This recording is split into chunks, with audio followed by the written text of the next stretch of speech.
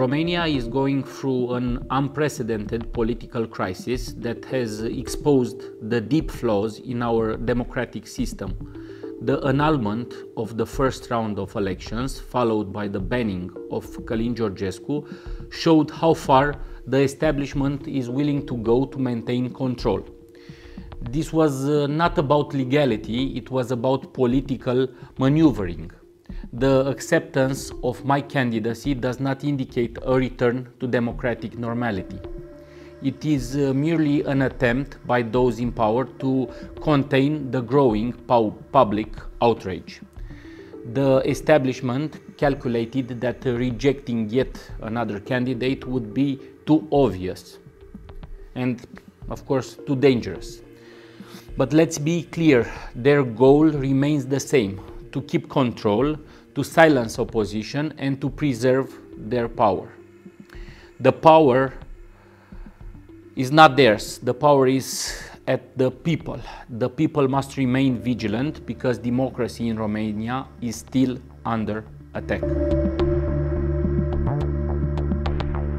Political establishment bears the primary responsibility for this crisis.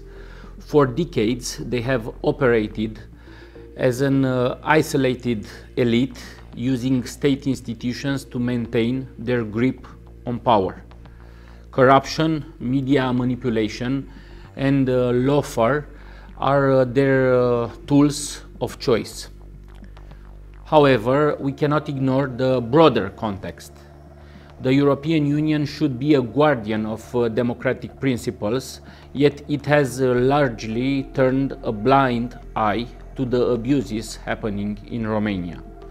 Selective democracy, where certain governments are scrutinized while others are given free rein, only weakens the EU, in my opinion. So Brussels must decide: will it uphold democracy across the continent, or will it continue allowing national elites to manipulate institutions while pretending that everything is fine?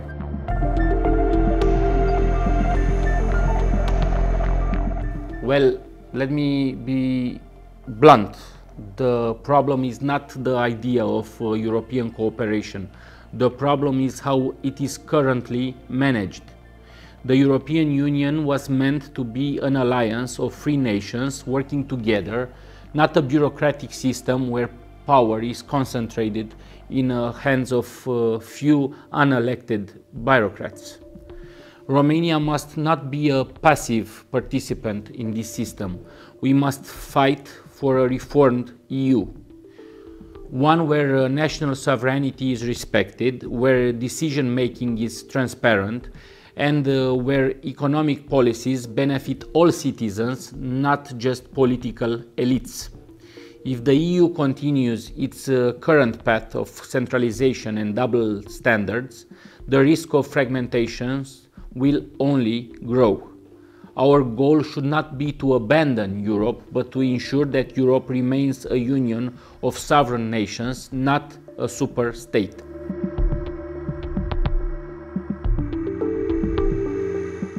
Well, the idea of an EU army raises some concerns. While stronger European defense cooperation is necessary, it should never come at the expense of national sovereignty. Defense is one of the most fundamental responsibilities of a nation. No country should be forced into funding or participating in military operations that do not serve its direct national interests. Furthermore, the idea that Brussels can unilaterally decide to withdraw money from citizens' accounts is outrageous. Taxation and defense spending should be determined by national governments accountable to their own people, not by unelected bureaucrats. If this continues, we risk moving toward a system where European nations no longer control their own security policies, and this is a dangerous path. So I'm saying no to an European army, and I'm saying yes to continuing NATO efforts as a defensive alliance. In my opinion, the biggest threat to freedom in Europe comes from within, specifically from political elites who believe they are entitled to rule without accountability. I don't believe in dictators. I believe in the will of the people and democracy. It is not one person or one institution, but a mindset that has taken hold among certain power structures. Specifically, the belief that democracy is only valid when it produces the correct outcome. There is no correct outcome. That dissenting voices must be silenced, and that citizens should accept decisions without question or without being questioned. This is why we must resist political censorship, the suppression of free speech, and the growing trend of governance through unelected institutions. True democracy means that power belongs to the people, not a political class that believes it knows best.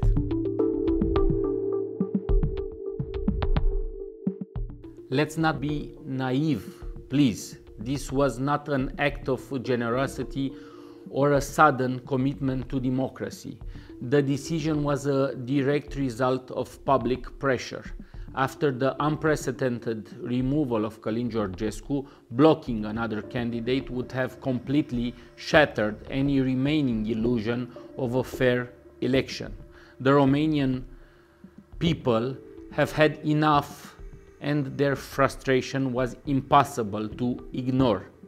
That being said, we are not celebrating just yet. The establishment has already proven that it is willing to manipulate the process and the free elections.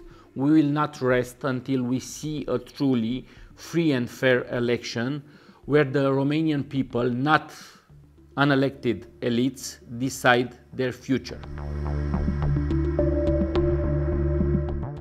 Good question. We are much closer than most people realize.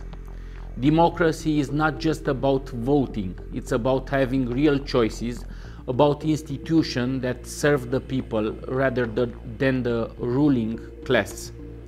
When candidates are removed for political reasons, when the media is controlled by a handful of elites, when judicial systems are used as a political weapon, these are all signs of creeping authoritarianism. And this is not just a Romanian problem.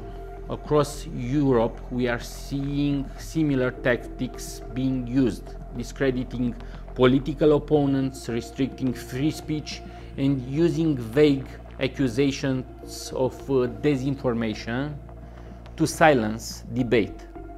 The warning signs are already there. The question is, will European nations fight back while they still can, or will they allow their freedoms to be slowly eroded? So 3 decisions. 1. Restoring trust in our democratic institutions. The election crisis has shown that the Romanian institutions need to reform. I will push transparency measures, judicial independence, and protections against political interference in elections. The people must trust that their will matter. 2. Economic reform that benefits all Romanians, not just the elite. We must ensure that the EU funds, foreign investment, and national resources reach the Romanian citizens. This means cutting corruption, cutting red tape, supporting small business, and assuring that economic growth leads to measurable impact on the quality of life of normal citizens. And 3, a strong but independent foreign policy. Romania must stand as an equal partner in Europe and in NATO. We will remain committed to the regional security and cooperation, but we will ensure that all decisions, whether on defense, trade, or diplomacy, serve the interests of the Romanian people first. Thank you for this interview and this opportunity.